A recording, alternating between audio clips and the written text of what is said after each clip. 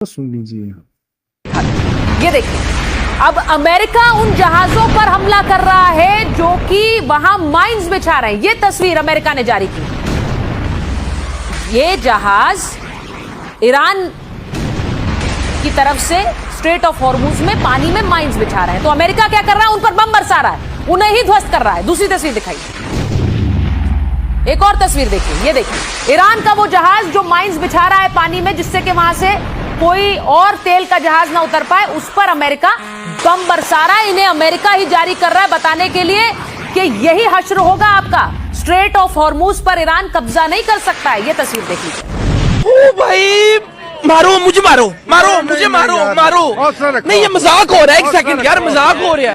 अरे मैडम जी क्या कर रहे हो आप? मतलब आपको कुछ खबर भी है क्या? या ऐसे ही एनडीटीवी तो वैसे ही यार प्रोपेगेंडा चैनल बन चुका है इतना भारी। तो भाई यूएस मिलिट्री ने खुद आके बोला है कि हम एस्कॉर्ट नहीं कर सकते हैं शिप्स को, ठीक है।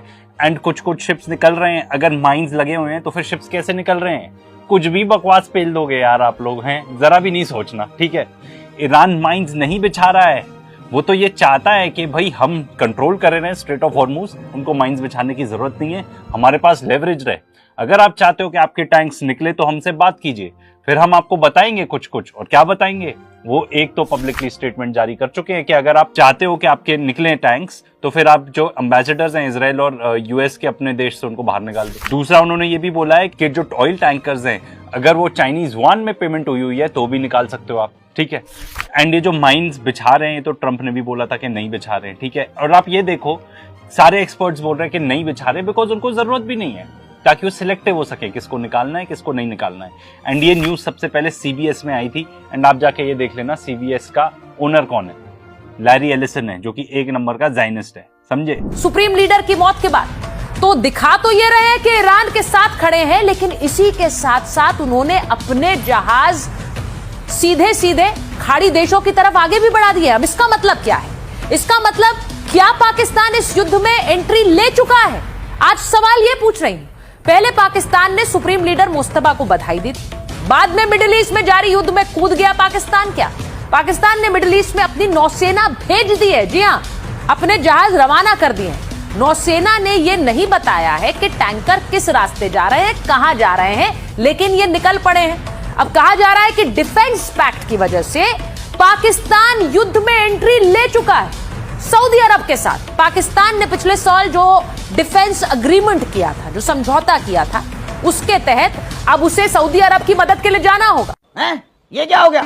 ये क्या सुन रहा हूं मैं? मैडम जी क्या यार, मैडम जी पाकिस्तान की एंट्री करवा दी आपने, कब कहां? मतलब आपको पता है आप क्या कह रहे हो? ईरान इंडिया से ज्यादा दूर है नहीं।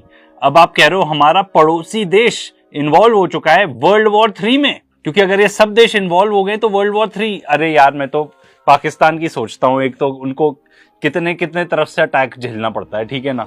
एक तो अफगानिस्तान के साथ लड़ाई, ठीक है, उनको फिर बीएलए के साथ प्रॉब्लम, तालिबान के साथ प्रॉब्लम, इंडिया के साथ प्रॉब्लम, अब आपने एक और ये नया हेडेक जोड़ दिया उनके ऊपर। अरे भाई, मतलब क्या हो रहा है ये? कहीं भी ऐसी कुछ टाइप की खबर नहीं आई कि पाकिस्तान ज्वाइन कर चुका है। बस आपको तो पता है क्या है, आपको ना you suffer from Pakistan syndrome. आपको तो बस पाकिस्तान का नाम जोड़ना है, अब किसी भी तरह जोड़ दो। नौसेना को यहां पहुंचा दिया, वहां पहुंचा दिया, कुछ भी यार। वैसे आप मैडम जी हो तो इसलिए बचे हुए हो अभी 4 थप्पड़ से, पर अगर ये बहुत ज्यादा चलता रहा तो आपकी टीम नहीं बच पाएगी। अगर अमेरिका खर्ग आइलैंड के ऊपर हमला कर देता है तो ये समझ लीजिए कि 24 घंटे में ईरान घुटनों पे आ जाएगा, क्योंकि उसका 90% ऑयल यहीं से जाता है।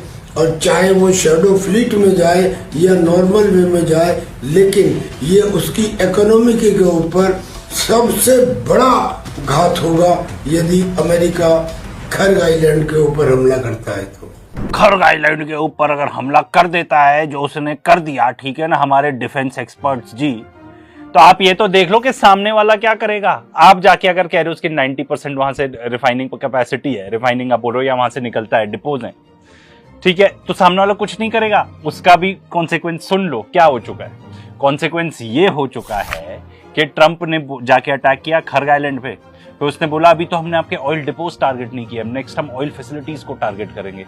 तो ईरान ने बोला अच्छा ठीक है, अगर आप करोगे तो जितने भी आसपास हमारे पूरे रीजन में कोई भी अमेरिकन रिफाइनरी जिससे रिलेशनशिप भी हो अमेरिका का इन एनी वे शेप और फॉर्म, हम उनको खत्म कर देंगे।